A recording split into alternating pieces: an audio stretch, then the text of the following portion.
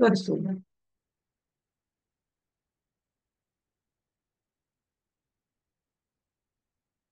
चुका सारिखे पूर्ण वैराग्य ज्याचे वशिष्ठा परी ज्ञान योगेश्वराचे कवी वाल्मिका सारिखा मान्य ऐसा नमस्कार माझा सद्गुरु रामदास. जय जय रघुवीर समर्थ. आपण आता देवशोधन हा दशक बघतोय. त्यातला आपला तिसरा समास आहे. पण तत्पूर्वी पहिल्या दोन समासात आपण काय बघितलं याचा थोडक्यामध्ये आढावा घेऊया, कारण तेही तितकंच महत्वाचं आहे. इथे पहिल्या ह्याच्यामध्ये ज्या वेळेला आपल्याला देवशोधनाला निघायचंय त्यावेळेला कोणाचा गायडन्स घ्यावा, मग तो कोणाचा गायडन्स घ्यायचा, कोणाचा संदर्भ घ्यायचा, कोणाचा मार्ग अनुसरायचा, या कारणे ज्ञाता पहावा त्याचा अनुग्रह घ्यावा. जो या मार्गामध्ये श्रेष्ठ आहे, जो या मार्गामध्ये ही सगळं मार्गक्रमणा करून परिपूर्ण दशेला गेलेला आहे, ज्यांनी हे सगळं करून स्वानुभव घेतलेला आहे, कारण त्या थोरल्या देवाला म्हणजे परब्रह्माला ओळखायचं असेल तर आपल्याला निश्चितपणे त्याला ज्यांनी बघितलंय बघितलंय म्हणण्यापेक्षा ज्याला अनुभव त्याचा त्यांनी घेतलेला आहे त्या ज्ञाताकडनं, जो ज्ञाता आहे, ज्ञानी आहे, ज्यांनी त्याचा अनुभव घेतलेला आहे आणि जो स्वानुभवाच्या बळावरती सगळं सांगू शकतो. शाब्दिक पातळीवरनं सांगणं सोपं आहे पण स्वानुभव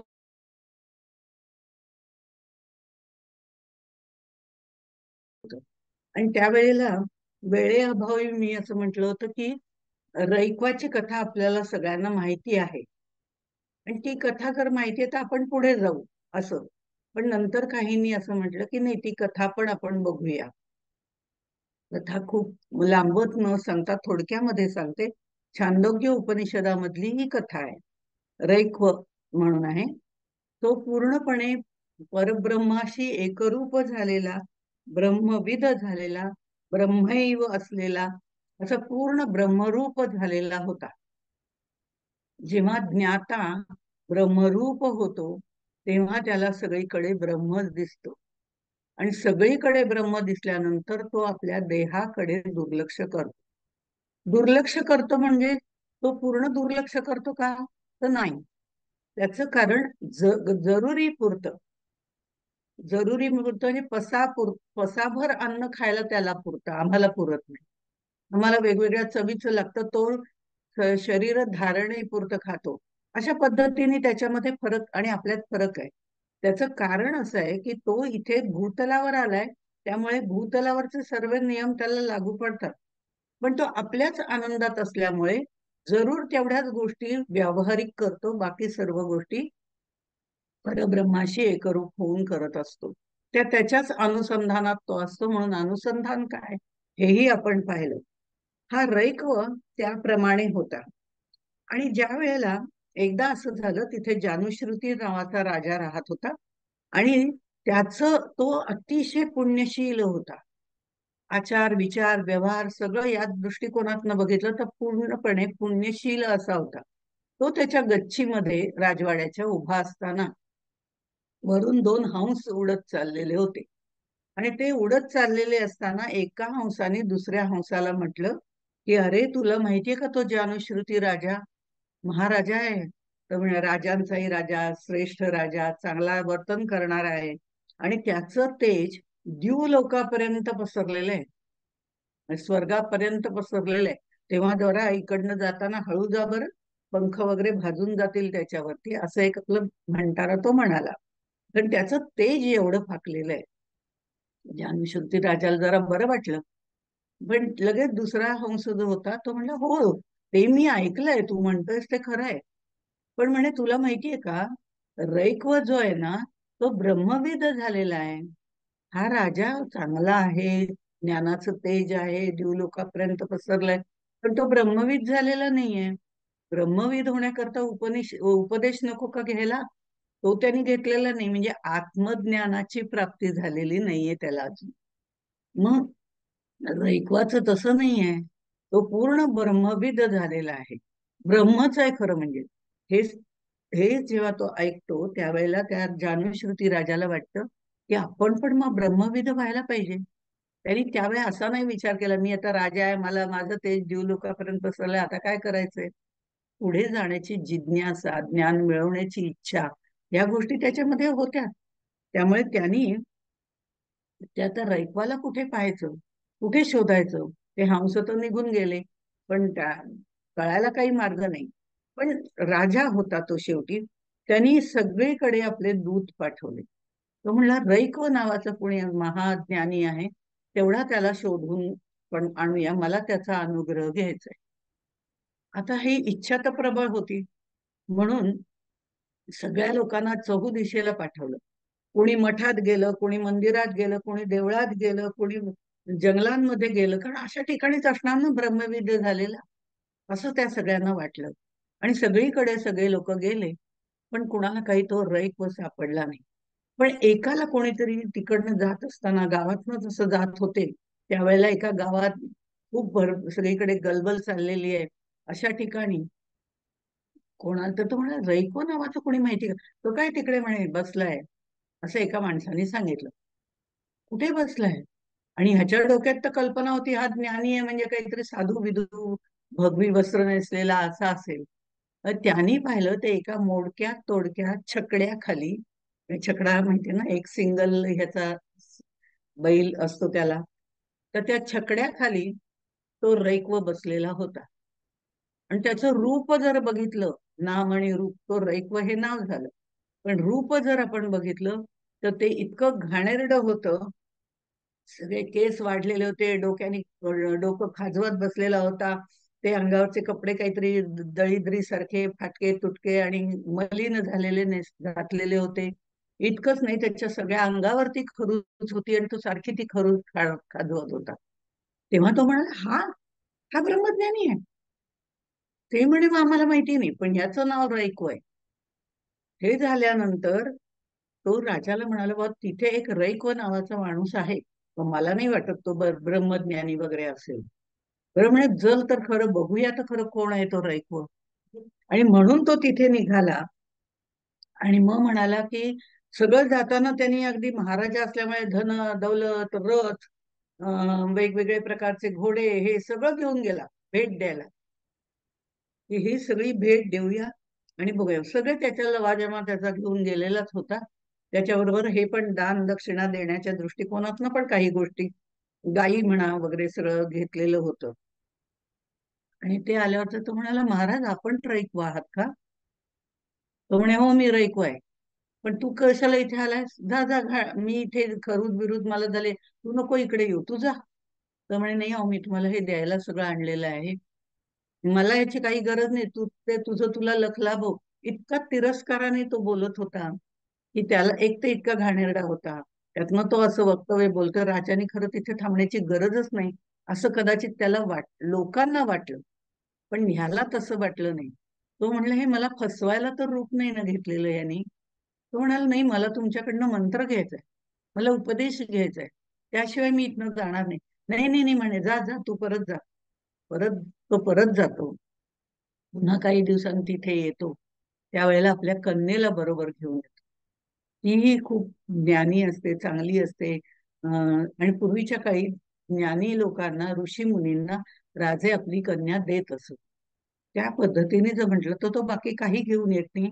एकटा तिथे येतो, मुलीला घेऊन येतो आणि म्हणतो, महाराज मला तुमच्याकडनं शिकायचंय, मी सगळं तिकडे बाजूला ठेवून आलेलो आहे, मी काही आत्ता बरोबर घेऊन आलो नाही, कारण माझ्याजवळ काही नाहीच आहे, मी कोरी पाटी घेऊन आलो, तुम्ही मला ज्ञान द्या. आणि म्हणे तुम्हाला सेवा करण्याकरता माझी कन्या आणलेली आहे. त्यांनी त्या कन्येकडे बघितलं, तिची परवानगी आहे का हे त्याचा अंदाज घेतला. ती म्हणली, महाराज मी तुमची सेवा करायला तयार आहे, मलाही त्यामुळे ज्ञान मिळेल. आणि मग तो ती कन्या त्याच्या सेवेमध्ये राहते, त्याची सेवा वगैरे करते आणि जानुश्रुतीला हा सर्व ज्ञान देतो. ज्ञानी लोक जे असतात ते काही वेळेला आपल्यावरती नामरूपाचं पांघरून घेऊन बसतात. ते त्यांचं खरं स्वरूप नसतं. ते त्यांचं खरं स्वरूप नसतं म्हणजे काय? ते नामरूपाची उपाधी त्यांनी सोडलेलीच असते ना. त्या नामरूपाच्या ताब्यात ते राहिलेले नसतात, ते सच्चिदानंद स्वरूप झालेले असतात. आम्ही जेव्हा राहतो तेव्हा आम्ही नामरूपाची उपाधी घेऊन येतो आणि त्या उपाधीमध्येच आम्ही राहत असतो आणि म्हणून आम्ही ह्या सगळ्या गोतावळ्यामध्ये फसून जातो. कारण आम्हाला उपाधीची आवश्यकता असते. उपाधीतच आम्ही जन्मतो, उपाधीतच मरतो आणि उपाधीचं आम्हाला आकर्षण असतं नामरूपाच्या. त्यामुळे ते नामरूप एकदा सोडलं की मग आपोआपच आपल्याला परब्रह्माचं दर्शन होतं. त्याचबरोबर त्या नामरूपामुळे आलेला अहंकारही आपल्याला सोडावा लागतो. तोही सोडला की मग परब्रह्माचं दर्शन होतं. परब्रह्माचं दर्शन होतं. त्या परब्रह्माबद्दल शाब्दिक रूपाने समर्थांनी याच्या आधीच्या ब्रह्मनिरूपण या दुसऱ्या या ब्रह्मपावन निरूपण हा जो दुसरा समास आहे त्याच्यामध्ये सांगितलं होतं. त्या ह्याच्यामध्ये असा एक प्रश्न पडतो की हे नामरूप सोडून द्यायचं, नामरूप सोडून द्यायचं म्हणजे नक्की काय? लोक तर आपल्याला आपण ज्या नावाने आहोत त्याच नावाने हाक मारणार आहेत. मग हे नामरूप एकत्व यावं लागतं असा उच्चार आपण त्याच्या वेळेला केला होता. म्हणजे आपल्याला त्याची उत्पत्ती वगैरे सगळं माहिती आहे. पण सच्चिदानंद स्वरूप परब्रह्मामध्ये जे स्पंदन निर्माण झालं ती म्हणजे मूळ माया. तर त्यामध्ये आपण जर बघायचं सगळं ठरवलं तर नाम आणि रूप त्याच्यापैकी नाम हे कलियुगातलं अत्यंत महत्वाचं साधन आहे त्या परब्रह्मापर्यंत जायला. म्हटलं तर सोपं आहे, म्हटलं तर अवघड आहे. कारण ते नाम परापश्चंती मध्यमा वैखरी मधनं बाहेर टाकता येतं, मोठ्याने जप करता येतो, आजूबाजूचं वातावरण निर्मिती करता येते. पण हे सगळं बाहेर झाल्यानंतर आपल्या साधन चतुष्टयाची जेव्हा परिपूर्णता होते, जे आपण याच्या आधीच्या दशकांमध्ये पाहिलेलं आहे, ती साधन चतुष्टयाची बैठक तयार झाल्यानंतर मग आपल्याला लक्षात येतं की ही माझी नाम आणि रूप याची उपाधी फार काळ टिकणार नाही. त्याचं कारण असं आहे की जातस्य हि ध्रुवोर मृत्यू उपजे ते नासे. जे हे षडविकार मला नामरूपामुळे लागलेले आहेत ते षडविकार माझ्यामध्ये आहेतच. अस्ति जायते वगैरे जे आपण त्याचा उहापोह मागच्या वेळेला केला होता. मग हे मला लागणारच आहे, तर माझा जन्म झालेला आहे याचा अर्थ मला मृत्यू हा नक्की येणार आहे. पण हा मृत्यू येण्यापूर्वी नाम आणि नामी एकरूप होऊ शकतात का? माझ्यामध्ये ते एकवटले जातील का? हा जो प्रश्न आहे तो बाकी राहतो. आणि त्यामुळे नामाच्या बाबतीमध्ये कसं आहे की व्यवहारामध्ये पण नाम नंतर देतो, रूप आधी येतं. बाळ आधी जन्माला येतं आणि मग त्याला आम्ही नाम देतो. आम्ही जेव्हा त्याला नाम देतो त्याचं उदाहरण मागच्या वेळेस दिलं होतं. पण तरी पण आता जाता जाता फक्त सांगते की त्या छोट्या बाळाला आपण एखाद्या नावानी सगळेजण हाक मारायला सुरुवात करतात. मग आई हाक मारते, वडील हाक मारतात, मामा हाक मारतो, जे काय आजूबाजूचा सगळा समाज आहे तो त्याला त्या नावाने हाक मारायला लागतो. अगदी ते लहान असतं त्यावेळेला त्याला जेव्हा हाक मारायला सुरुवात होते घरातल्या लोकांची, आईची, वडिलांची, त्यावेळेला सगळेजण तो विचार करतो. विचार बुद्धी त्याला आधीपासून मिळालेली आहे. त्यामुळे तो विचार करतो की अमुक एका नावाने हाक मारलं आणि मी त्यांच्याकडे बघितलं की त्यांना आनंद होतो. म्हणजे प्रत्येक जण येताना मला या एकाच नावाने हाक मारतोय. म्हणजे ते माझं नाव आहे का? मग तो ते नाव घेतल्यावर हसायला सुरुवात करतो आणि हळूहळू मी अमुक अमुक आहे. मी मागच्या वेळेला राजू असं म्हटलं होतं. मी राजू आहे हे त्याच्या पक्क लक्षात येतं. म्हणजे हे नाम त्याला नंतर मिळतं व्यवहारामध्ये.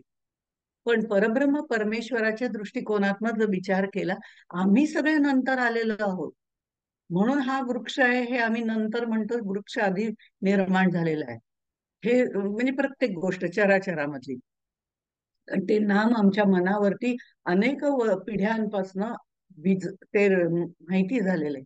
कमळ म्हटलं की कमळच डोळ्यासमोर येणार, गुलाब येणार नाही. तशा पद्धतीने ही व्यावहारिक स्थिती आहे. पण पारमार्थिक दृष्टिकोनातनं जसं आपण म्हणतो अपरोक्ष ज्ञान महत्वाचं आहे. आता अपरोक्ष हा शब्द सुद्धा आपण व्यवहारामध्ये त्याच्या अपरोक्ष सगळेजण असं म्हणत होते. म्हणजे तो तिथे नसताना हे सगळेजण त्याच्याबद्दल असं असं म्हणत होते. हे अपरोक्ष व्यवहारातलं. पण ज्या वेळेला परमार्थामध्ये बरोबर याच्या उलट्या क्रिया आहेत, ज्या वेळेला आपण म्हणतो अपरोक्ष ज्ञान, अपरईक्ष ज्ञान, म्हणजे जे संत महंतांनी लिहिलेलं आतापर्यंत मी वाचत होते, जे मला कळलं होतं ते परोक्ष ज्ञान होतं. त्यांनी मिळवलेलं मी फक्त शाब्दिक रूपाने वाचत होते. आता मी ते आचरणात आणायला, मी म्हणजे जनरल सांगते, साधकाने ते ज्या वेळेला आचरणात आणायला सुरुवात केली आणि ते प्रत्येक गोष्ट एकतरी होवी अनुभवावी या प्रकारे आचरणात आणायला सुरुवात केली, त्यावेळेला त्याला अपरोक्ष ज्ञान झालं. म्हणजे त्याची अनुभूती त्याची त्यालाच आली आणि ती त्याची त्यालाच घ्यावी लागते. हे जसं आहे तसं परमार्थामध्ये नाम हे आधी येतं आणि मग रूप येतं. त्याच्यासाठी बांगडीचं उदाहरण मी दिलं होतं. सोनाराला सोनं दिलं, ते सोनं आहे. पण सोनाराला मी जेव्हा सांगते की त्याची बांगडी कर, तेव्हा तो बांगडी करतो. म्हणजे हे रूप जे आहे ते नंतर येतं, नाम आहे ते आधी येतं. आता याचा उहापोह करताना आपल्याला असं म्हणता येईल की नाम आणि नामी एकरूप व्हावे लागतात असं आपण दरवेळेला म्हणतो, तेव्हाच त्या परब्रह्माचं आपल्याला दर्शन होतं. दर्शन होतं, अनुभूती येते असं म्हटलं जातं आणि ती कलियुगातली उपासना आहे. त्यामुळे सातत्याने नामस्मरण करावं असं आपल्याला सांगतात. कारण आता आपण तप करायला अरण्यात जाणं अवघड आहे. ते तप आचरणात आणायचं असेल तर प्रपंचात राहूनही ते तप आपल्याला करता येतं, पण नाम हे आपल्याला घ्यायला सोपं आहे. मग हे जे नाम आम्ही सातत्याने घेत असतो, ते नाम घेताना आमच्या डोळ्यासमोर सगुण मूर्ती उभी राहते. कोणीही कुठलंही नाम घ्यावं, नाम घेणारा मी आहे. नाम म्हणजे ज्याचं घेतो ते दैवत, ज्या दैवताचं आपण घेतो ते नाम. म्हणजे कृष्ण म्हणा, राम म्हणा, श्रीराम जय राम जय जय राम म्हणत असेल तर राम ही मूर्ती आमच्या डोळ्यासमोर उभी राहते, ते त्याचं रूप आहे. पण नाम जे आहे ते रामाचं आपण घेतोय. उदाहरणार्थ, ज्याचं ज्याचं दैवत असेल त्या दैवताचं नाव घ्यायला काहीही हरकत नाही, ज्याला जे आवडत असेल ते. तर ते नाम आपण घेत असताना, नाम ज्या वेळेला नाम करतात, जो म्हणणारा आहे तो जो नाम करताही म्हणत नाही, तो जो साधक आहे तो जे नाम घेत असतो, ते नाम घेताना त्याला त्याच्या डोळ्यासमोर ती मूर्ती उभी राहते. म्हणजे ती मूर्ती नाम रूपासह तिथे उभी राहते. ज्या वेळेला ही मूर्ती त्याच्या डोळ्यासमोर उभी राहते, नुसतं नाम करतात त्याला, म्हणजे चांगली गोष्ट आहे, पण त्याही पेक्षा मूर्ती डोळ्यासमोर ठेवून नाम करणं हा आणखीन एक महत्वाचा भाग आहे. नुसतं नाम आपण घेतो, इकडे माला फिरे हात में, आणि मग इकडे नाम घेताय श्रीराम जय राम जय जय राम माळ ओढत ओढत सगळं चाललेलं आहे, आणि मग तू बघ बरं जरा दुधाचा वास आला, बहुतेक दूध उतू गेलं, हेही आपण मध्ये म्हणतो. म्हणजे लक्ष कुठे आहे? जे अलक्ष आहे त्याच्याकडे लक्ष नाही, लक्ष संसारातच आहे. म्हणजे याचा अर्थ आमचं लक्ष तिथे नाही. मग असं नाम उपयोगाचं नाही. मग नाम घेताना त्या नाम, जो नामी आहे त्याचं रूप डोळ्यासमोर असेल तर श्रीराम जय राम जय जय राम म्हणताना सुद्धा 10 वेळा म्हटलं तरी चालेल, पण ती मूर्ती डोळ्यासमोरून हलता कामा नये. अर्थात ज्यांची नामसाधना बरीच झालेली आहे, वैखरीपर्यंत जाऊन पुन्हा ज्यांची अंतर्मुख साधना झालेली आहे आणि ते वैखरीतून हृदयामध्ये, हृदयातून परावाणी जवळ, अशा पद्धतीने तो अंतर्मुख प्रवास ज्यांचा व्हायला लागलाय, त्यांचं नाम मुरत जातं. आपल्या शरीरामध्ये नाम मुरत जातं. जसं गोंदवलेकर महाराजांच्या कोणत्याही अंगाला आपण कान लावला तर त्यातून नामस्मरण बाहेर पडत असे. ते ध्वनी आतमध्ये इतके पूर्णपणे एकरूप झालेले असतात, त्या शरीरामध्ये गुंजन करत असतात. असं ज्या वेळेला होतं तेव्हा नाम आणि नामी एकरूप होतात. नाम आणि नामी एकरूप झालेत, अजून आपण त्याच्याशी एकरूप झालेलो नाही. पण हे एकरूप केव्हा होतात? आम्हाला आमच्या नामाशी एकरूप होण्याची अत्यंत सवय आहे आणि अगदी आम्ही होतोच. कारण ते नाव आमच्यामध्ये जन्मापासून मुरलंय. ते 70व्या 75व्याने मरेपर्यंत ते आमच्या बरोबर आहे. ते नाम दुसऱ्यांनीच दिलेलं आहे, पण तरी ते आम्ही घट्ट धरून ठेवलेलं आहे. त्याच्याशी आम्ही एकरूप झालोय की नाही बघा. रस्त्याने मी जात असताना, मी हे उदाहरण वारंवार देते, की वयाची 70वे 75वे वर्ष आलं तरी सुद्धा रस्त्याने मी जात असताना मागून कोणीतरी जोरजोराने संध्या संध्या, अगं लक्ष आहे का तुझं संध्या, असं म्हणून जोरात कोणीतरी ओरडत येतंय. मी पटकन मागे वळून बघते. मी पटकन मागे वळून बघते त्यावेळेला मी त्या माझ्या नामाशी एकरूप झालेलं आहे. माझं हे रूप माझ्या नामाशी एकरूप झालंय. मला पक्क खात्री आहे, संध्या म्हटलं की मीच, दुसरं कोणी नाहीच. मागे वळून बघितल्यावर लक्षात येतं की एक आई छोट्या मुलीला, अगं संध्या तुझं लक्ष आहे की नाही, तू कुठे चालली, हात सोडू नको बरं माझा, एवढी गर्दी आहे. पण एवढ्या गर्दीत माझं नाव मला ऐकू आलं की नाही? कारण मी माझ्या नामाशी एकरूप झालेली आहे. माझ्या नामाशी, भगवंताच्या नाही, माझ्या नामाशी. हे नामरूपाशी एकरूप होणं ही आम्हाला जन्मताच देणगी दिलेली आहे. मग आता ते नाम जे आम्ही सातत्याने घेतोय, त्या रूपाशी आणि त्या नामाशी आम्ही काय एकरूप होऊ शकणार नाही? 100% होऊ शकतो अशी गॅरंटी संत आपल्याला देतात. म्हणून सदा संगती सज्जनांची धरावी.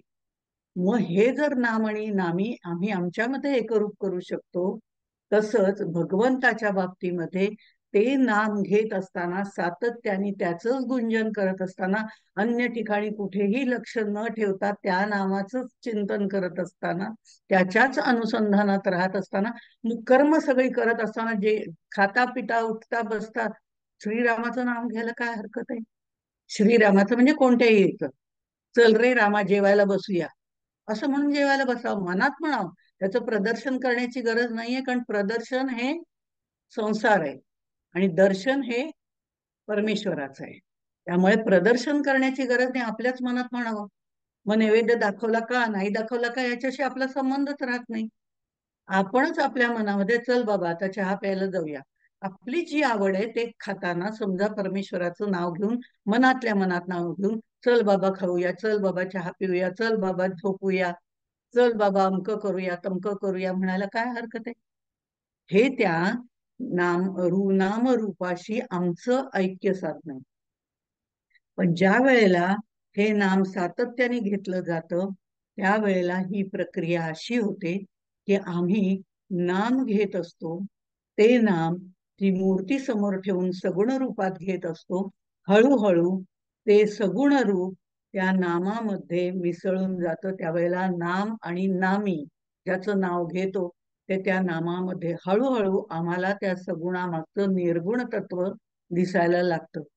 त्यावेळेला ती मूर्ती तिथे डोळ्यासमोर ठेवू म्हटलं तरी राहत नाही, कारण त्या नामाचं सातत्याने गुंजन होऊन जे जे भेटे भूत ते ते माने, जे भगवंत इथपर्यंत आम्ही येतो. आणि म्हणजे मनापासून, हा वरवर दाखवायला नाही, हे सगळं आतून आहे. ही या प्रक्रिया आतून झाल्या तर मग ती मूर्तीची आम्हाला गरजच राहत नाही. गरजच राहत नाही. म्हणून नाम हे चिरस्थायी आहे.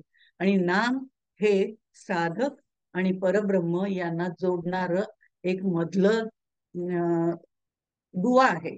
जसं संत आहे एक दुवा आहे, तसं नाम हे सुद्धा एक दुवा आहे. त्यामुळे नाम शिल्लक राहतं, नामी त्याच्यामध्ये मिसळूनच जातो.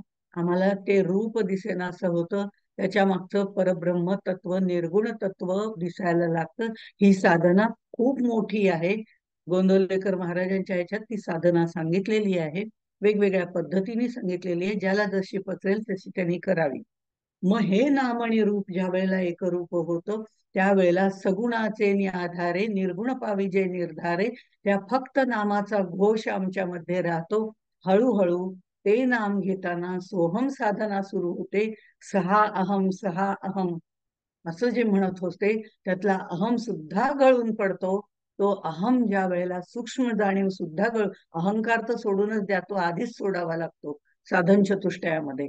पण नंतर अहमची सूक्ष्म जाणीव सुद्धा पूर्णपणे नष्ट होते. आणि त्यावेळेला नाम घेणारा निर्गुण रूपामध्ये त्या नाम घेता घेता त्या परब्रह्माशी एकरूप होतो. हा सुद्धा नाम आणि नामी एकरूप होण्याचा पुढचा टप्पा आहे. अशा तऱ्हेने हे एकरूपत्व आपल्याला सांगितलेलं आहे. आणि आपण जे सगळं वर्णन केलं आतापर्यंत, हे सगळं हे मायेत आपण राहत असल्यामुळे आपल्याला मायेचाच हात धरायचा आहे. कारण आम्ही मायेतच जन्माला आलोय, मायेतच राहणार आहोत आणि मायेतच मरणार आहोत. आमची साधना पूर्ण व्हायला अनेक जन्माची पुण्याई जशी लागते, तसे अनेक जन्म आम्हाला घ्यावे लागतात. इतकी ही साधना सहज सोपी नाही. पण नाम निदान मनामध्ये, हृदयामध्ये मनापासून घेत राहणं हे महत्वाचं. किती माळा झाला याला महत्व आहे, नाही असं नाही. अनुष्ठानाच्या वेळेला त्या मोजल्या जातातच. किती माळा झाल्या हे महत्वाचं आहे. पण ते ठीक आहे कुठपर्यंत? नाम घेण्याची आपल्याला सवय लागेपर्यंत. एकदा ते नाम उठता बसता जेवता खाता पिता धंदा करता सुरू झालं, तर मग माळ घेऊन ते जे मोजण्याची आवश्यकताच नाही. मग ते नाम आपल्यामध्ये मूर्त. हे जरी सगळं खरं असलं तरी त्या सगुणाच्या आधारानेच निर्गुणाकडे जावं लागतं. म्हणून मायेचा हात धरूनच आपल्याला तिकडे जावं लागतं. मी नाम घेत बसले, मी खाल्लं प्यायलं नाहीच तर काय होईल? म्हणून आवश्यकतेपुरतं खाणं, 2 घास कमी खाणं हे आपल्याला नेहमी सांगितले जातं. गीतेमध्ये आहारशास्त्राबद्दल पुष्कळ सांगितलेलं आहे. मग हे कमी खाणं, काय खावं काय खाऊ नये हा ज्याचा त्याचा प्रश्न आहे. पण खाताना आपलं पोट 3/4 असं त्यांनी म्हटलेलं आहे की पाणी आपल्या पोटात राहिलं पाहिजे. त्याच्यानंतर ते पाणी राहणं गरजेचं आहे. पृथ्वीवरती सुद्धा 3/4 पाणी व्यापलेलं आहे. हे पृथ्वी आपल्याला दाखवते. आपल्या पोटात सुद्धा 1/4 अन्न आपल्याला पुरतं. जे आपण खातो त्याच्यापेक्षा 3/4 अन्न आपण डॉक्टरांकरता खातो, त्यांचं पोट भरण्याकरता खातो, असं म्हणायलाही हरकत नाही. असो, तो विषय वेगळा आहे.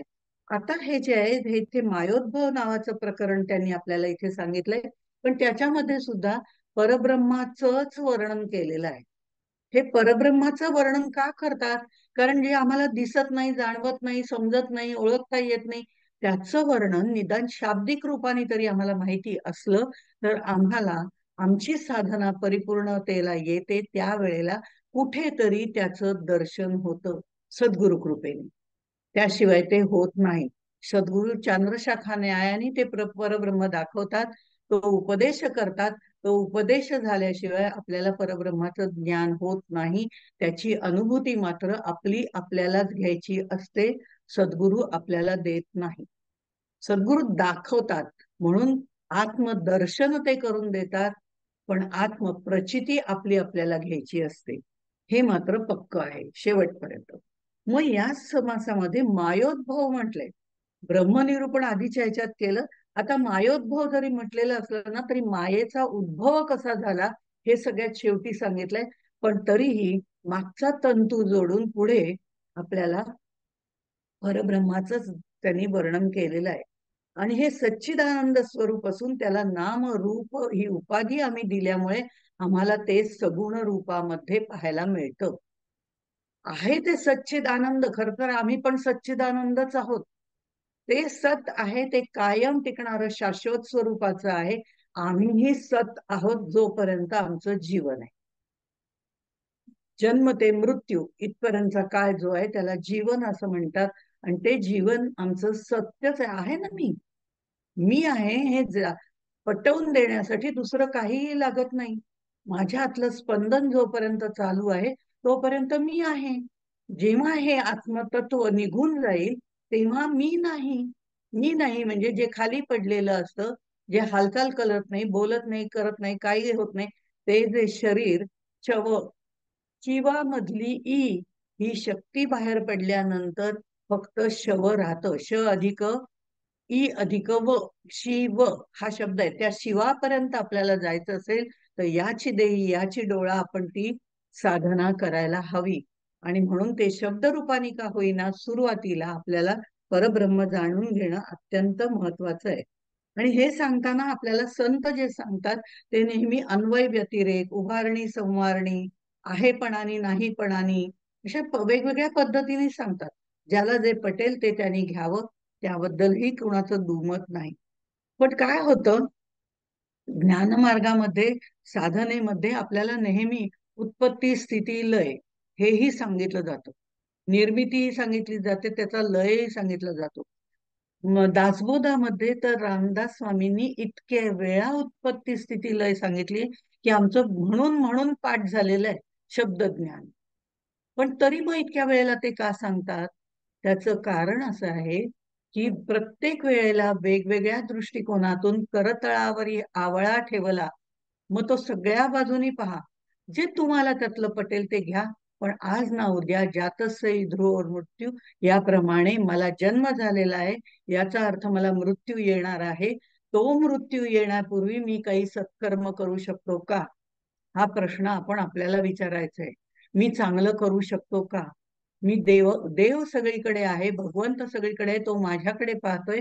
मी पाहणारं कृत्य जे करते त्यावेळेला भगवंत माझ्याकडे पाहतोय, या दृष्टिकोनातनं मी ते करते का? या सगळ्या गोष्टी महत्वाच्या आहेत. म्हणजेच श्रवण मनन चिंतन आणि निधिध्यासन केल्यानंतर, हे सगळं चिंतन केल्यानंतर बघा, म्हणजे श्रवण आहे, मनन आहे, चिंतन आहे, निधिध्यासन आहे आणि मग आचरण आहे. हे आचरणात येणं म्हणून एकतरी ओवी अनुभवावी. एवढ्या सगळ्या ओव्या याच जन्मात आपल्याला आचरणात आणणं कठीण आहे, कारण आम्ही मायेत राहतो. मान्य आहे. पण अनेक जन्मामध्ये तरी आपल्याला ते पार पाडता आलं पाहिजे. त्याची पुण्याही मत. हा, एक नक्की आहे, मी कॉमर्सची स्टुडंट असल्यामुळे मी काही अध्यात्माची किंवा काय म्हणतात ते लिटरेचर वगैरे याची काही विद्यार्थिनी नव्हते, नाही, अजूनही नाही, कॉमर्सची आहे. त्यामुळे एवढं मात्र खात्रीपूर्वक सांगू शकते की बॅलन्स आपला कॅरी फॉरवर्ड कुठल्याही गोष्टीचा होत नाही.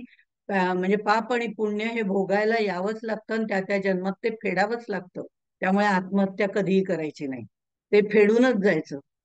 म्हणून आत्महत्येला समर्थांनीच असं नाही, अनेक संतांनी नाहीच म्हटलेलं आहे, करू नये, ते योग्य नाही, कारण ते भोगायला पुन्हा जन्म घ्यावाच लागतो. पण ते सगळं आहे. पण जे सत्कार्य आहे, सत्पुण्य आहे, जे पुण्य म्हणता येणार नाही, जे जे आपण भगवंताच्या बाबतीमध्ये केलेलं आहे, जी जे आचरण आपण भगवंताला साक्षी ठेवून केलेलं आहे, म्हणजे तोच त्याचा करता आहे, तोच त्याचा धर्ता आहे आणि तोच त्याचं सगळं बघेल. हे इदम न मम स्वाहा, हे माझं नाही, त्यांनी माझ्याकडनं करवून घेतलंय, ही भावना ज्या वेळेला माझ्यामध्ये निर्माण होते, हे करणारा तो आहे. हे पक्की भावना, वरवर दाखवायला नाही, स्वतःच्या मनापासून. असं झालं का, बरं ठीक आहे ना, होऊ दे ना, ती त्याची इच्छा होती, असं म्हणून जेव्हा मनापासून हे उद्गार येतात, त्यावेळेला कुठेतरी जेव्हा ते आपल्या आचरणात येतं, तो करता ही भावना निर्माण होऊन केलेली जी पुण्यकर्म आहेत, किंवा तो करता हे लक्षात घेऊन केलेली जी आतापर्यंतची साधना आहे, ती मात्र कॅरी फॉरवर्ड होते. ती साधना कॅरी फॉरवर्ड होते. म्हणजे ते अनंत जन्मीचे पुण्य आपल्या पदरी येतं आणि आपण पुढच्या जन्मातही ती साधना पुढे नेऊ शकतो. म्हणून ज्ञानेश्वरांसारखे, म्हणजे प्रॅक्टिकल विचार करून सांगते, म्हणून ज्ञानेश्वरांसारखे 18व्या वर्षी समाधीपर्यंत जाऊ शकतात. आणि जी समाधी अर्थात तो विषय वेगळा आहे, तिथपर्यंत नको जायला. पण तरी सुद्धा ते इतक्या लहान वयात करू शकतात, आम्ही नाही करू शकत, कारण तेवढं पुण्य आमचं जमलेलंच नाहीये. इदम न मम प्रमाणे हे जमले, त्यांनी ते साठवत साठवत पुढे आलेले आहेत. आणि 18व्या वर्षी ते इथे समाज लोकांना सगळं देऊन, ज्ञानदान करून, सगळं करून ते घेतात समाधी.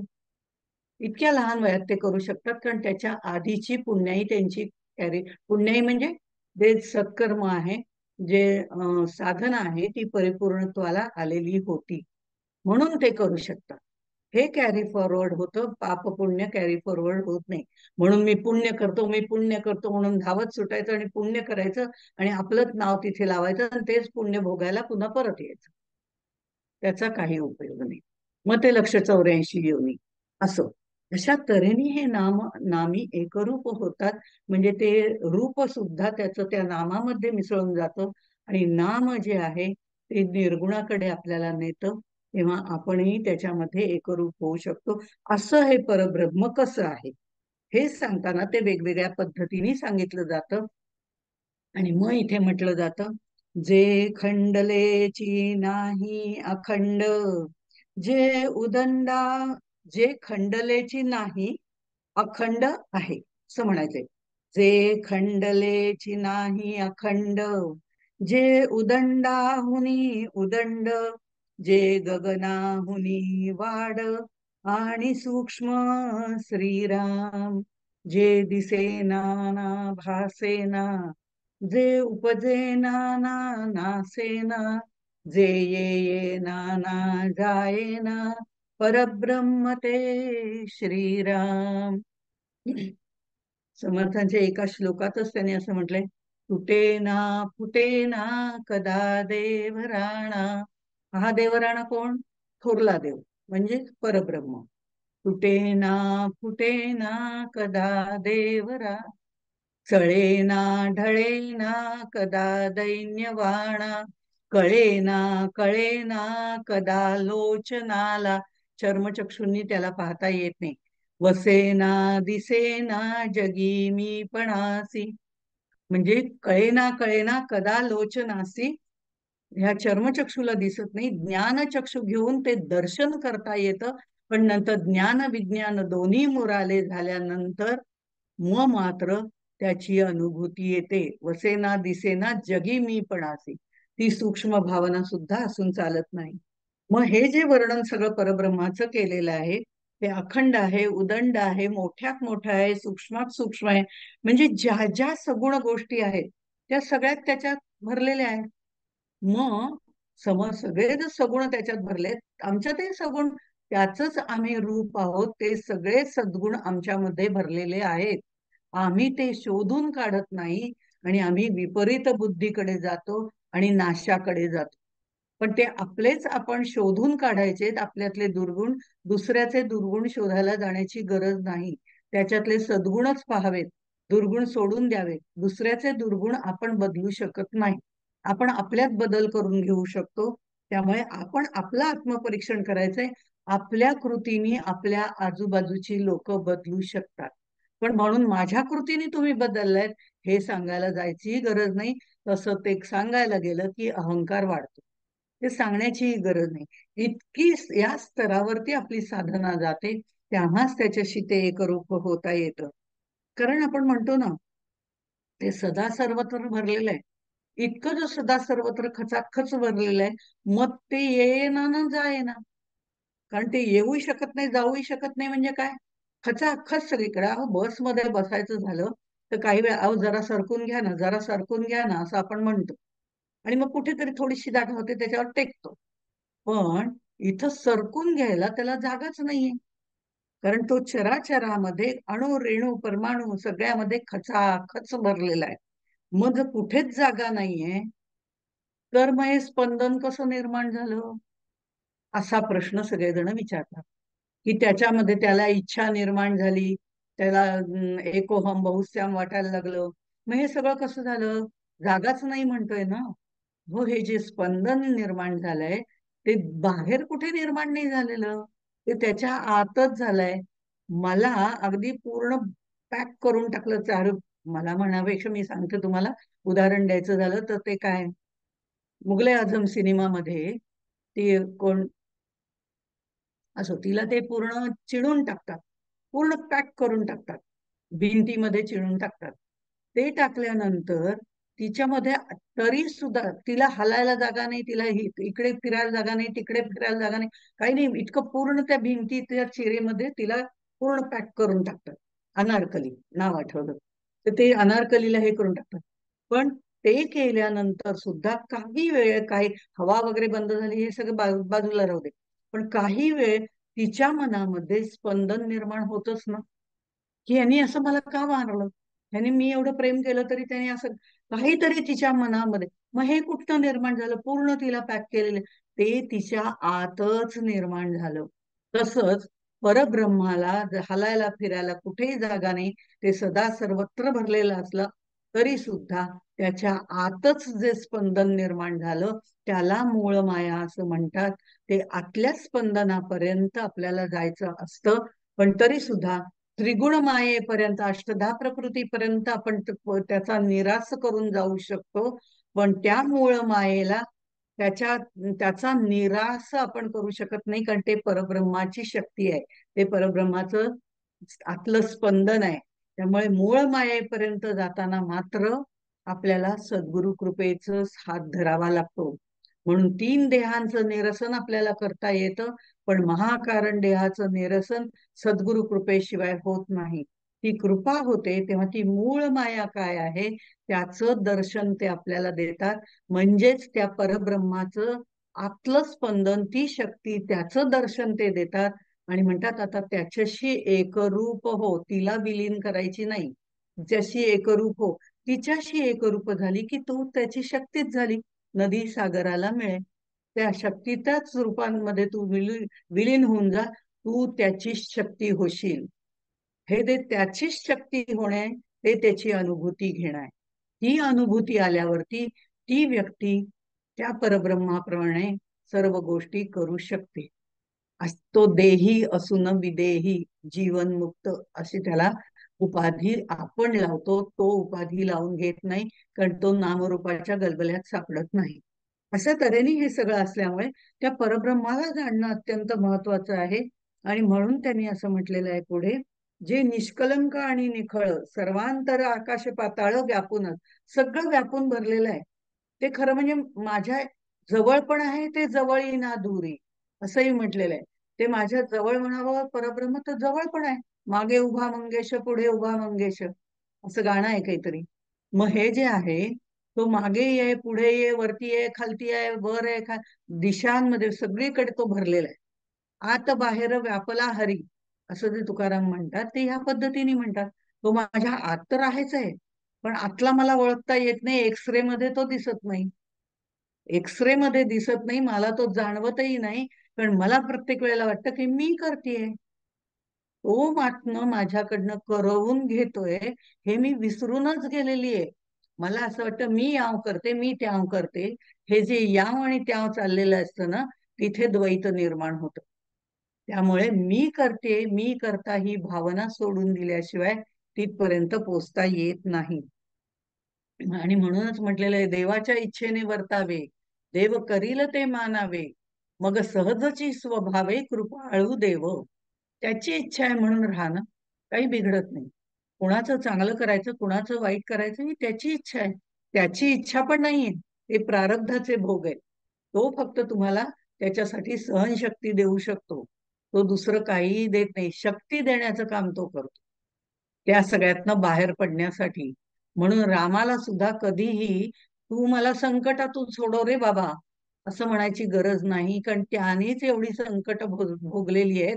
आणि ती जर भोगलेली आहेत त्या अवतारामध्ये आपल्याला दाखवून दिलेलं आहे की एवढी संकट आली तरी सुद्धा आपण त्यातनं बाहेर पडू शकतो, कारण आम्ही सच्चिद आनंदाचेच अमृतस्य पुत्र हा आहोत.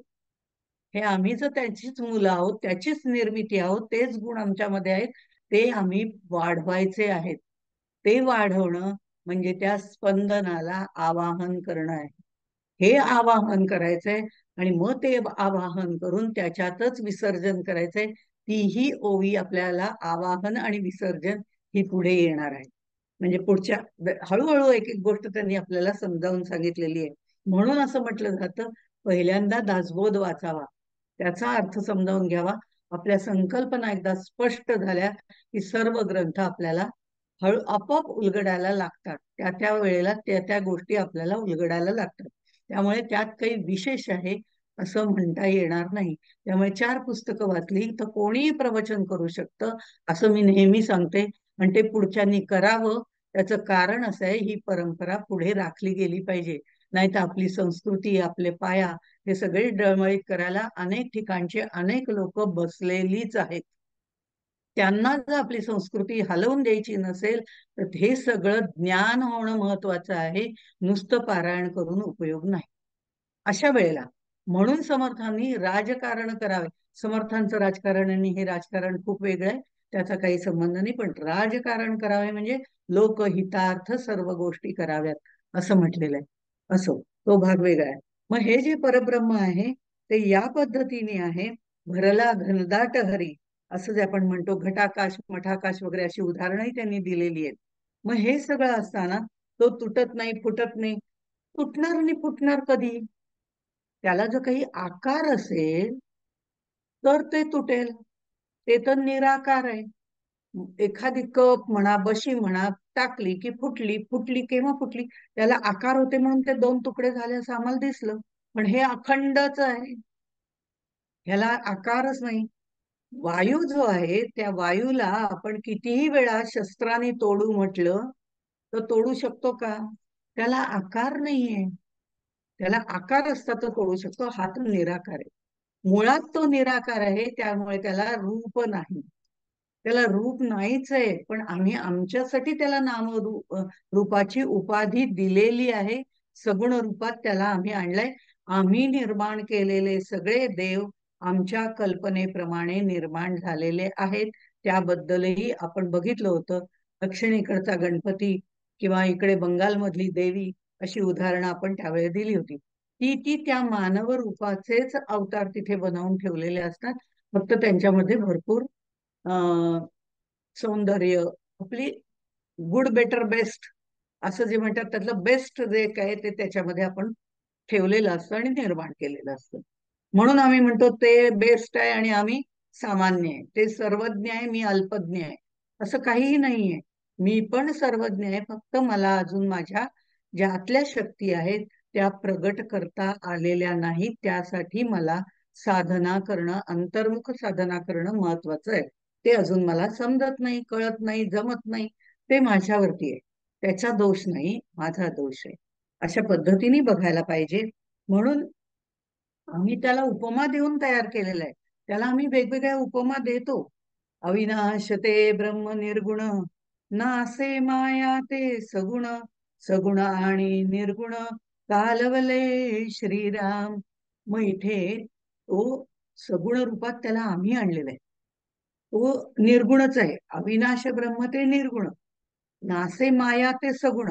मूर्ती केली, देवा दगडाचा देव केला, तंतू काचेचा देव केला, अमक्याचा त्याला फुटण्याची शक्यता आहे की नाही? तो फुटणार.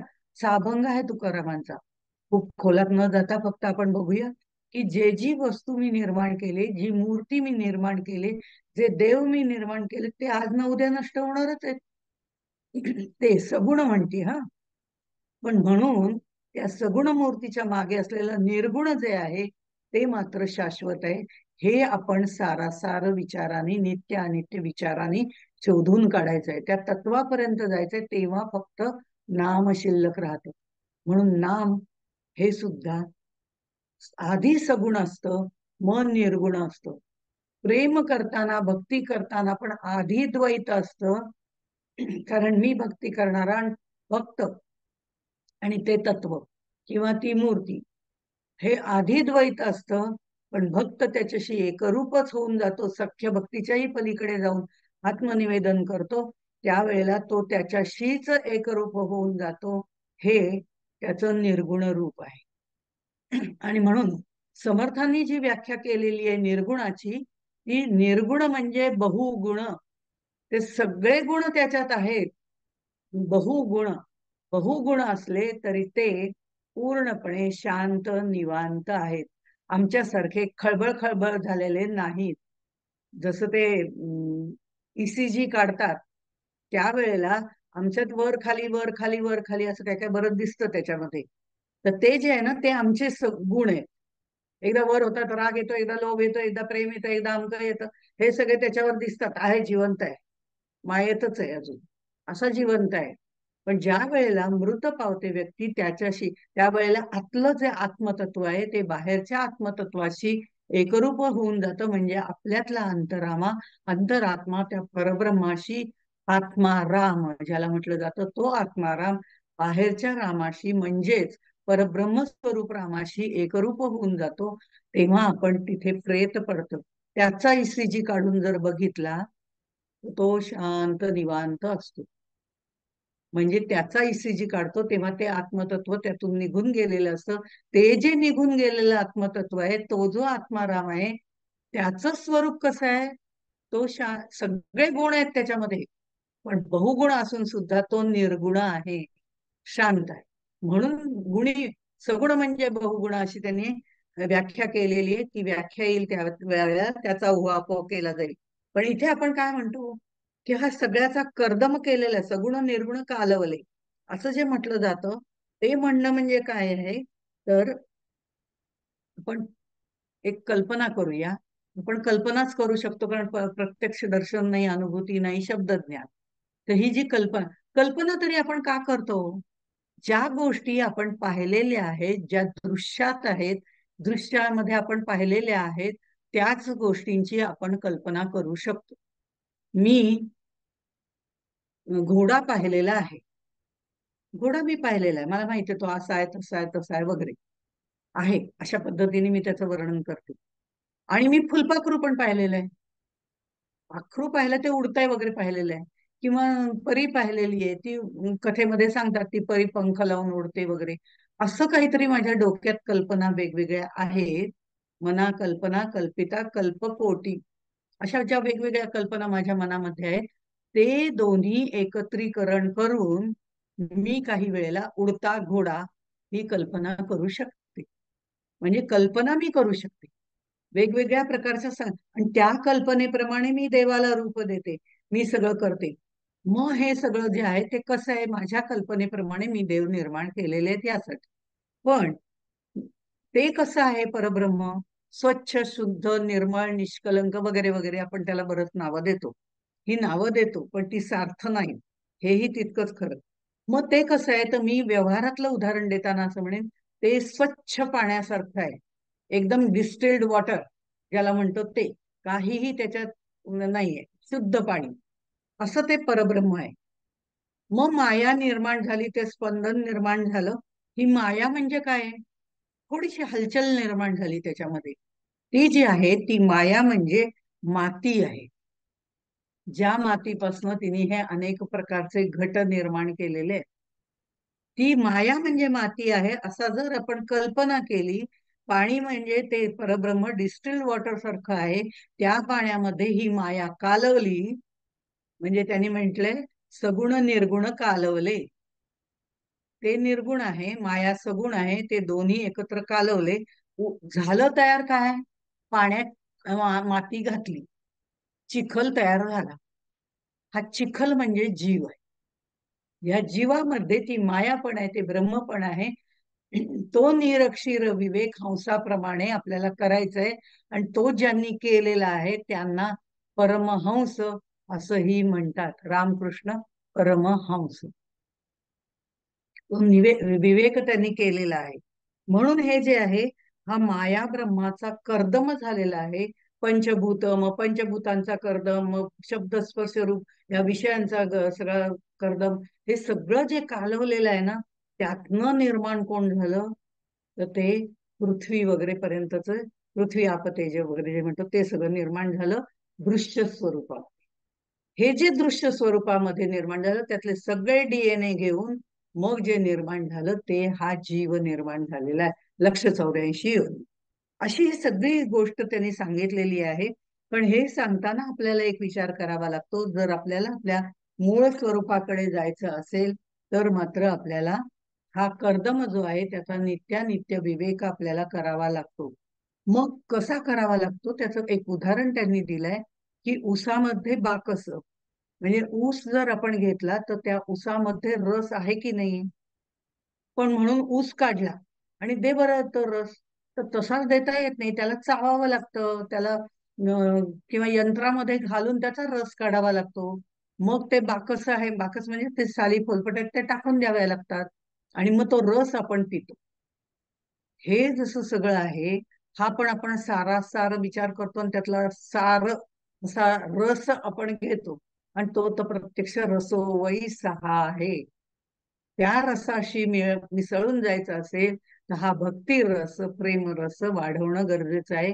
आणि ते वाढवताना जे जे भेटे भूत ते ते मानेचे भगवंत, असा उल्लेख याच्या आधी केलेला होता. अशा तऱ्हेने ही सगळी मार्गक्रमणा करायची आहे. आणि हे दृष्टांताने आपल्याला सगळे संत सांगतात.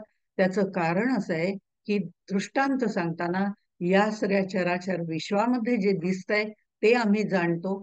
त्याचा दृष्टांत देताना त्या परब्रह्माशी त्याची तुलना करतात. पण म्हणून हे म्हणजे परब्रह्म नव्हे असं ते न इति न इति असं आपल्याला सांगतात. असा हा सगळ्याकडे भरलेला असलेला ऐशी आत्मस्थिती संचली तेथे माया कैशी झाली, जैसे आकाशी वाहिली झुळक वायो. असं त्यांनी 12व्या ओवीमध्ये म्हटलेलं आहे. आता मग ही अशी जेव्हा आपली आत्मस्थिती तयार होते, अशीच आत्मस्थिती जन्म म्हणजे आपली निर्माण व्हायला परावाणीच्याही पलीकडे मौन्य गर्भ अवस्था आपल्याला यावी लागते. पण समजा घटकाभर असं जरा अशी आपली आत्मस्थिती झाली की मग माया कशी झाली त्याचं मूळ आपल्याला कळतं. माया कशी झाली? तर हे खरं म्हणजे हे सगळं अंतराळ म्हणजे ब्रह्मांडातलं बोलतोय आपण, पिंडातलं नाही. पिंडावरून ब्रह्मांडाची कल्पना करायची हे तर आपल्याला सांगितलेलंच आहे.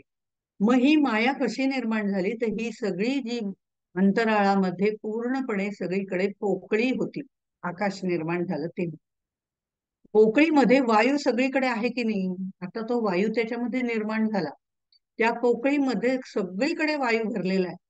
तो शांत निवांत आहे तोपर्यंत आपल्याला काही जाणवत नाही. आता मी या खोलीत बसले, तुम्ही तुमच्या खोलीत बसलाय, फॅन लावलेला नसेल तर तिथे सगळीकडे वायू पसरलेला आहे की नाही? त्याशिवाय आम्ही राहू शकणार नाही. आत हरी बाहेर हरी, आतही वायू आहे बाहेरही वायू आहे. वायू म्हणजे जाणीव, ती सगळीकडे पसरलेली आहे की नाही? पण ती शांत निवांत आहे. ती जाणीव म्हणजेच मूळ माया आहे, ते स्पंदन आहे. मग ही सगळीकडे पसरलेली आहे, पण आम्हाला नाही जाणवत. जाणीव आहे तीच आम्हाला जाणवत नाही, ती मूळ माया आम्हाला जाणवत नाही. पण ती शांत स्वरूपात असते ते. पण चुकून माकून त्या वायूमध्ये चलबिचल झाली तर ती वायूची झुळूक आमच्या अंगावरनं जाते तेव्हा आम्हाला स्पर्श जाणवतो की नाही? हा जो स्पर्श जाणवतो ती सुद्धा तो वायूच असतो. त्याला आम्ही वारा म्हणतो, झुळूक म्हणतो, नाव वेगळं देतो, पण मुळात तो वायूच आहे ना. तसं परब्रह्मामध्ये ही स्पंदन होणारी जी माया निर्माण झाली ती म्हणजे मूळ जाणीवच आहे, मूळ मायाच आहे. आम्हाला ती जाणवत नाही, पण जेव्हा ती अष्टधा प्रकृती निर्माण करते त्यावेळेला ते सगळं नामरूपास आलं की आम्हाला ते समजायला लागतं. तोपर्यंत आम्हाला समजत नाही. म्हणून नामरूपात जेव्हा जेव्हा येतं तेव्हा ते अज्ञान रूप असतं. आम्ही अज्ञानी असल्यामुळे पूर्ण आमच्या भावना सगळ्या परिपूर्णतेला गेलेल्या नसल्यामुळे आम्हाला आम्ही अज्ञानात आहोत असं वाटत जातं. अज्ञानात आल्यावर आम्हाला ते अज्ञान स्वरूप नामरूप धारण केलेली माया दिसायला लागते. पण मुळात ती त्याच्या आधीच आहे असं त्यांनी सांगितलेलं आहे, कारण ते परब्रह्माचं स्पंदन आहे, जिवंतपणा आहे. हे सगळं सांगताना मग पुढे वायूपासून तेज झाले ते. पण मग हा वायू सगळीकडे भरलाय, ही जाणीव सगळीकडे भरली म्हणजे माया सगळीकडे भरलेलीच आहे. परब्रह्म आहे, तेही सगळीकडे भरलेलं आहे, ते सगळीकडे भरले, त्याचं स्पंदन त्याच्या बरोबर येणारच ना. ते आतच आहे. आणि ती सगळीकडे भरलेली आहे. माया आणि ब्रह्म सगळीकडे भरलेलं आहे. हे सगळीकडे भरलेलं आहे ह्याचं एक, पण हे फक्त जाणत्याशी समजते. हे आम्हाला फक्त माया दिसते, त्यांना ब्रह्म दिसतो. एकदा शृंगेरी मठाचे आदिशंकराचार्य नाही, शृंगेरी मठाचे शंकराचार्य त्यावेळेचे जे होते, समर्थ रामदास स्वामींच्या वेळचे जे होते, ते एकदा साताऱ्याला आले होते. आणि ते साताऱ्याला आले होते तेव्हा ते म्हणले ते काहीतरी रामदास स्वामी म्हणून कोणतरी आहेत, त्यांचं खूप नाव ऐकलंय खरं, पण मी त्यांना भेटायला जायचं तर ते कितपत योग्य ठरेल प्रोटोकॉल प्रमाणे, हा कितपत योग्य ठरेल माहिती नाही. पण खरंच ते योग्यतेचे असतील तर त्यांना भेटायला गेलं पाहिजे. पण मग त्यांची परीक्षा घेऊया. परीक्षा घेतली म्हणजे समजेल की ते नक्की आहेत की नाही, मग मी नक्की भेटायला जाईल. कुठेही अहमपणा नाही हा. पण सगळे म्हणे तुम्ही शंकराचार्य, तुमच्या दर्शनाला त्यांनी यायला पाहिजे, तुम्ही नाही जायचं. पण समर्थांना वरती कळेपर्यंत गडावरती त्यावेळेला काही असं मेसेज नव्हते. मी स्टार्ट इथनं प्रवासाला सुरुवात केली, इथपर्यंत येऊन पोहोचले, नंतर तिथे आले, आता मी साताऱ्यात आलोय असं काही शंकराचार्यांना सांगता नाही आलं. हल्ली म्हणजे मिनिटा मिनिटाला मेसेज टाकू शकतो आपण कुठे आहेत ते, तसं नव्हतं ना. मग त्यांनी काय केलं, आपल्या शिष्याला एक रिकामी वाटी दिली. रिकामी वाटी दिली आणि समर्थांची परीक्षा पाहिजे होती. ती शिष्याबरोबर एक रिकामी वाटी दिली आणि त्यांना सांगायला, शिष्याला सांगायला सांगितलं, ते स्वामी जे आहेत वरती, रामदास स्वामी, त्यांना नेऊन ही वाटी दे आणि त्यांना सांग शंकराचार्यांनी याच्यात ब्रह्म घालून पाठवलंय, तर पहिलं ब्रह्म काढून टाका आणि दुसरं ब्रह्म याच्यात घालून टाका. नाही, थोडे ब्रह्म भरून पाठवा, एवढंच त्यांनी सांगितलंय. या वाटीमध्ये थोडं ब्रह्म टाका आणि ते ब्रह्म भरून पाठवा, एवढाच माझा हे दे. निरोप दे. शंकराचार्यांनी सांगितलं या वाटीमध्ये ब्रह्म भरून पाठवा. हा निरोप घेऊन तो वरती गडावरती जातो आणि रामदास स्वामींना सांगतो ह्याच्यामध्ये थोडस ब्रह्म भरून पाठवा. असं म्हणे खाली आदी शंकराचार्य आले, त्यांनी सांगितलेलं आहे. ते म्हणतात हो का, देतो ना. त्यांना म्हणा पहिलं ब्रह्म काढून पाठवा, मग दुसरं ब्रह्म भरून पाठवतो. पहिलं ब्रह्म काढून पाठवा, मग दुसरं ब्रह्म भरून पाठवतो, असं जेव्हा सांगितलं त्यावेळेला त्यांनी पाहिलं की यांना माहितीये की ब्रह्म सगळीकडे भरले. त्यांनी असं कुठे म्हटलं नाही की मला कळतंय ह्याच्यात ब्रह्म आहे, असं तुम्ही म्हणता ब्रह्म कधी असं राहतं का, असलं काही म्हटलं नाही. ते म्हणजे अगदी नक्कीच भरून पाठवतो, आधी पहिलं ब्रह्म काढून पाठवा, मग दुसरं ब्रह्म भरून पाठवतो. ही लीनता आहे, ही शालीनता आहे. हे मला ज्ञान झालं, इथे कुठेही वाच्यता नाही. पण तो निरोप बरोबर तिथे गेला आणि शंकराचार्य त्यांना भेटायला वरती गेले. हे ज्ञाता ते जाणतो. म्हणून ज्ञानी जो आहे त्याची पाठ राखावी, म्हणजे त्याची संगती धरावी, कारण सदा संगती सज्जनांची धरावी. जे जे काही निर्माण झाले ते ते आधी ब्रह्मेची व्यापिले. सर्व नाशता उरले अविनाश ब्रह्म, ते हे असं आहे. जे जे काही आहे ते सगळं ब्रह्माने व्यापलेलंच आहे. हा संदेश बरोबर खाली गेलेला आहे. आणि म्हणून असं म्हटलं जातं की कणकेचे लाडू करायच्यात म्हटलं ते कणिक आले, गुळ आलं, तूप आलं, सगळं आलं. पण कणिक आहे ना त्याच्यामध्ये. कणकेचे लाडू करायचे पण कणिक सोडून बाकी सगळं द्या, तर नाही होणार. तर ब्रह्मच निर्माण झालं नाही, त्यातली मूळ माया जे स्पंदन त्याच्या आत आहे तेच झालं नाही, तर पुढे काहीच होणार नाही. कधी काहीच होणार नाही म्हणजे निर्मितीच होणार नाही. त्या ब्रह्माच्या अधिष्ठानावरती माया सगळ्याची निर्मिती करते. पण ती निर्मिती करताना ते स्पंदन म्हणजे मायेचा उद्भव होणं, ती उत्पन्न कुठे झाली या दृष्टिकोनातनं त्यांनी सांगितलेलं आहे. ती जशी आपल्यामध्ये आहे तशीच बाहेर सुद्धा आहे.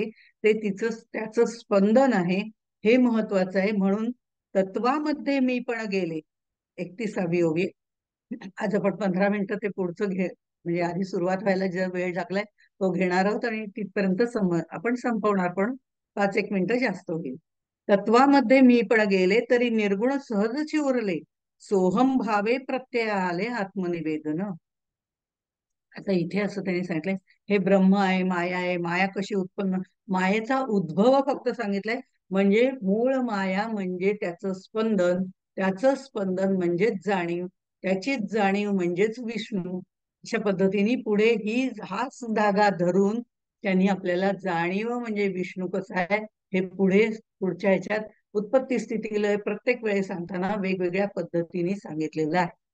हा विष्णू पर्यंत जायचा आहे, मग ब्रह्मा विष्णू महेश म्हणजे कोण, इथपर्यंत त्यांनी आपल्याला नेलेलं आहेच आहे. म्हणजे चौदेहा वेगळे केले, तत्वा सरसे गेले, अनन्य आत्मनिवेदन झाले, हेही त्यांनी पुढे सांगितले. तिथे आत्मनिवेदनाची परिपूर्ण प्रक्रिया आहे, ती जवळजवळ 17व्या दशकामध्ये. पण आत्ता त्याने जे सांगितलं ते आत्ता पुरतच आपण पाहायचंय. ते सोहम भावे प्रत्यय आले, नाम हे जे महत्वाचं आहे, हा उल्लेख जो मागच्या ह्याच्यामध्ये केला होता त्याच्यावरनं त्यांनी हे सांगितलेलं आहे. तत्वी गुंतला म्हणे कोहम, विवेके पाहता म्हणे सोहम, अनन्य होता अहम सोहम, मावळली श्रीराम. जीव जोपर्यंत 82 तत्वांमध्ये गुंतलेला आहे तोपर्यंत त्याला देहबुद्धी आहे. आत्ता ह्या क्षणी मला देहबुद्धी प्रचंड भरलेली आहे. इथे आत्ता या क्षणी जर एखादा साप आला तर मी इथलं प्रवचन सोडून अगं बाई साप आला म्हणून पाय वरती तरी घेईन, बाजूला तरी होईन, पळेन तरी. कारण जीव बुद्धी माझ्यामध्ये पक्की भरलेली आहे. 82 तत्वाची सर्व परिपूर्णता त्या तत्वांमध्ये मी गुंतलेली आहे. हे जे मला वाटणं, मला उठणं, माझं पळणं, हे सगळं माझ्या देहबुद्धीला स्वार्थाने भरलेलं आहे.